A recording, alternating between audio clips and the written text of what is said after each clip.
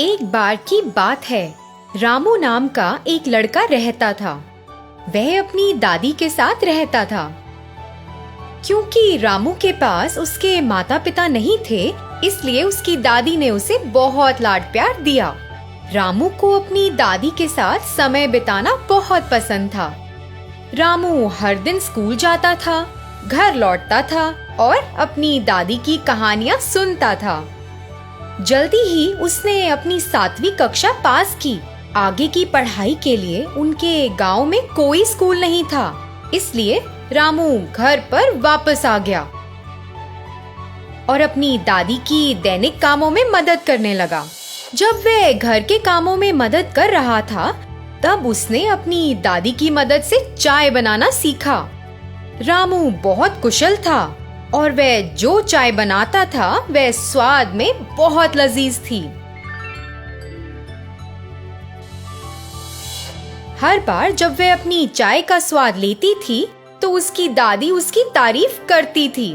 रामू हमेशा मेहमानों और अपने दोस्तों को चाय परोसता था।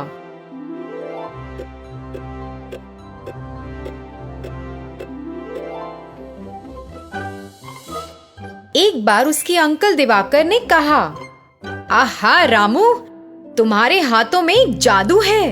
क्या चाय है! यह सच में बहुत स्वादिष्ट है। धन्यवाद अंकल। मुझे खुशी है कि आपको मेरी चाय पसंद आई। मेरी चाय का स्वाद चखने वाले सभी लोगों ने मेरी बहुत तारीफ की है। रामू, तुम बाजार में हमारे गांव के लोगों के लिए अपनी चाय क्यों नहीं बेचते? मुझे यकीन है कि तुम इससे कुछ पैसे कमा सकते हो। रामू ने उनका सुझाव लिया और गांव में बेचने के लिए चाय बनाई। सभी को चाय का स्वाद बहुत पसंद आने लगा और यह बात पूरे गांव में फैल गई।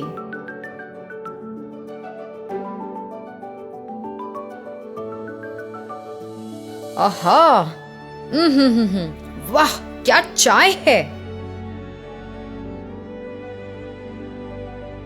ग्राम प्रधान ने रामू के इस हुनर के बारे में सुना और उन्होंने रामू को मिलने के लिए कहा। रामू, तुम्हारे हाथों में एक जादू है। तुम्हारी चाय कमाल की है। जी शुक्रिया।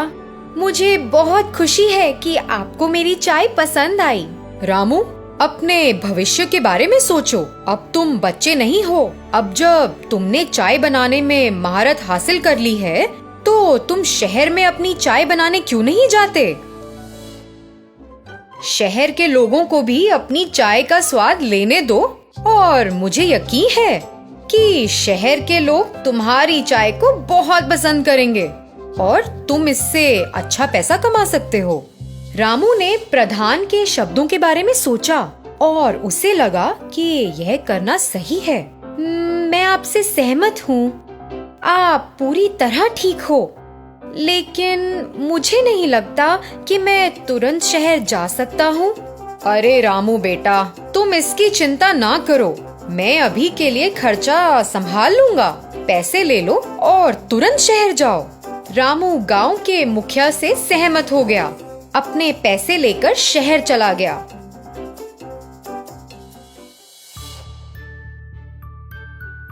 उसने चाय की थड़ी में एक व्यक्ति से संपर्क किया और उससे एक रोजगार मांगा।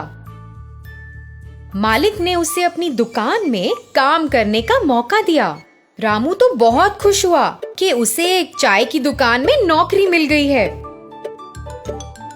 लेकिन रामू को वहाँ चाय बनाने का तरीका पसंद नहीं आया। दूध के बजाय वे दूध पाउडर का उपयोग करते थे।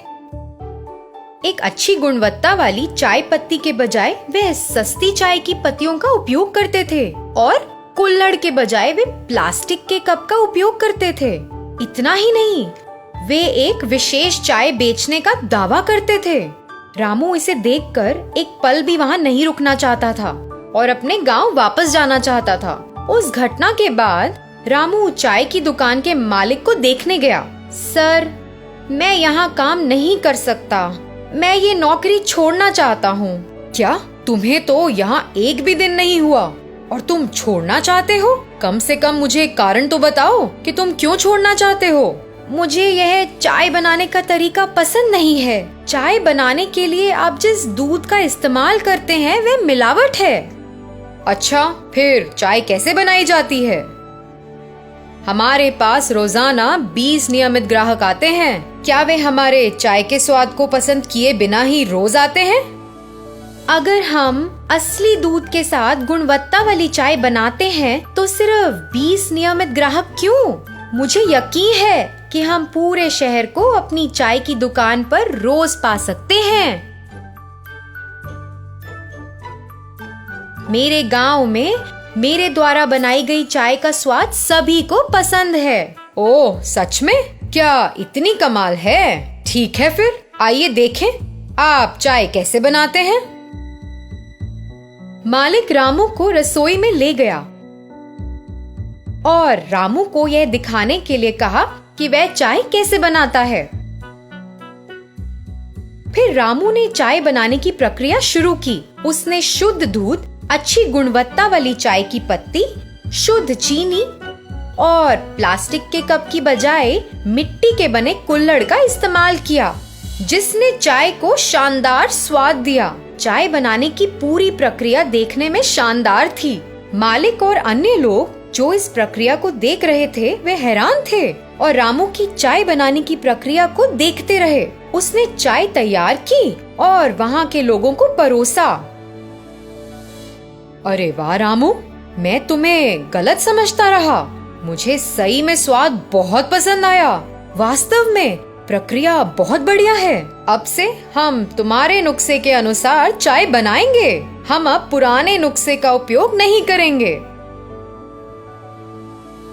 तब से मालिक ने चाय बनाने के लिए रामू के तरीके का इस्तेमाल किया। लोग चाय की दुकान पर रोज जाने लगे। चाय का स्वाद लेने के लिए अपनी बारी का इंतजार करते थे और दुकान में खड़े होने की भी जगह नहीं थी। पहले से भी अधिक मुनाफा किया। रामू को एक अच्छा नाम मिला। उसके कौशल को पहचाना गया और लोगों ने उसके हाथों में जादू और उसकी चाय के दिव्य स्वाद के लिए उसकी सराहना की। रामू को शहर में एक अच्छा नाम मिला और वह अपने गांव लौट आया। उसकी दादी को उस पर बहुत गर्व था और वे दोनों गांव के मुखिया को देखने गए और उनका आशीर्वाद लेने गए। रामू ने मुखिया से लिया पैसा वापस कर दिया। मुखिया को रामू पर बहुत गर्व था और उसकी कड़ी मेहनत के लिए उसकी सराहना की। रामू को ग्रामीणों के सामने सम्मानित किया गया और जमींदार ने उसकी सफलता की कहानी सभी ग्रामीणों को सुनाई। रामू ने गांव के कई युवा बेरोजगारों को प्रेरित किया। सभी ने रामू से प्रेरित होकर अपने लक्ष्य के प्रति मेहनत करना शुरू किया। किसी ने भी गांव में गरीबी या बेरोजगारी नहीं देखी।